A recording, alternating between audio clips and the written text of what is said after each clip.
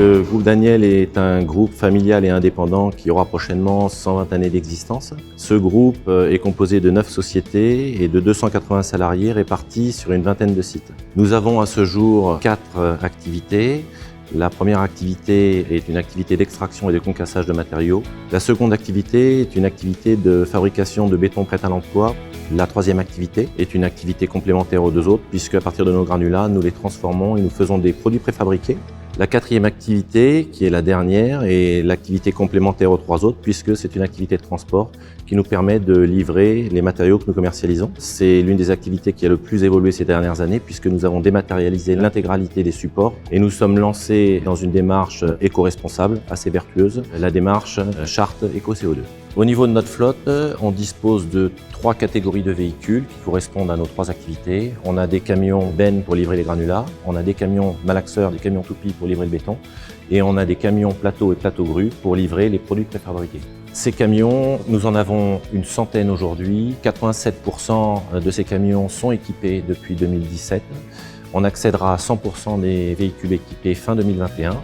On avait besoin de la géolocalisation, c'est-à-dire de la position instantanée des chauffeurs à disposition de nos cellules logistiques pour gérer le transport de manière plus optimale. On avait besoin donc des données du tachygraphe qui sont les données réglementaires à mettre à disposition des autorités en cas de contrôle. On avait besoin de remonter également donc les données sociales pour la gestion des ressources humaines et d'autres données importantes à remonter pour pouvoir analyser la performance et l'éco-conduite des chauffeurs dans leurs véhicules. On s'est orienté vers la solution Webfleet, tout simplement parce que c'était la seule à nous proposer la levée de toutes nos contraintes. Et donc la solution logicielle qui permet à nos cellules logistiques d'accéder à la gestion de flotte. Le deuxième outil est évidemment l'écran GPS qui sert aux chauffeurs à accéder à ces chantiers et puis qui sert également à visualiser un certain nombre de données comme les paramètres sur la performance de sa conduite.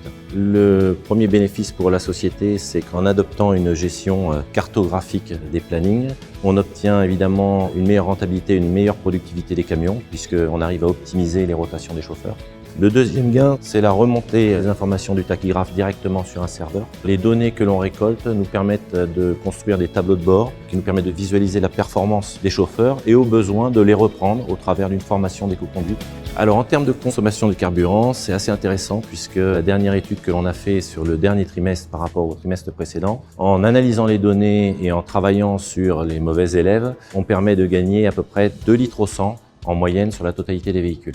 La communication des données via un autre canal que le canal oral nous permet de libérer les lignes téléphoniques, surtout pour les clients.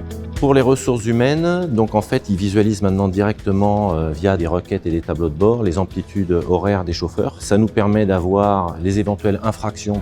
Lorsque c'est le cas, on refait une sensibilisation dans les groupes des chauffeurs pour atténuer ce nombre d'infractions. En cas de vol de carburant, donc les informations transitent via la plateforme de l'entreprise sous forme d'alerte qui s'affiche à l'écran. Aujourd'hui, lorsqu'un client appelle pour savoir où en est sa livraison, on est en mesure de lui dire à quelle heure son camion arrivera.